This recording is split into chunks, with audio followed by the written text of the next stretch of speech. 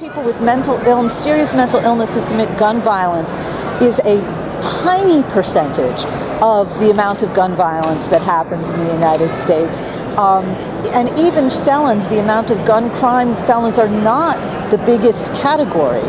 When you're talking about violence perpetrated by people against other people, the biggest category is interpersonal violence, people who know each other, whether that's domestic violence, whether that's workplace violence, whether even gang violence.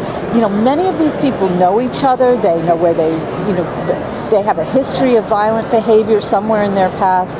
It's really not about mental illness. And that plays on something that we've talked about at the APA for many years, which is the stereotyping of people with serious mental illness is dangerous. And what I've realized is that the way the equation goes is something like Sandy Hook happens, and it's a heinous, horrible thing. Our hearts break. How do we make sense out of that? Well, it's such a horrible thing. The person who's done it must have been crazy, right? And well, that makes sense because we know that crazy people are dangerous people.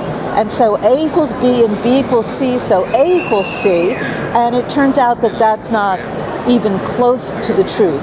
And part of the reason for investigating it and then putting it out there is that until we start dealing with the facts, we can't really address a solution.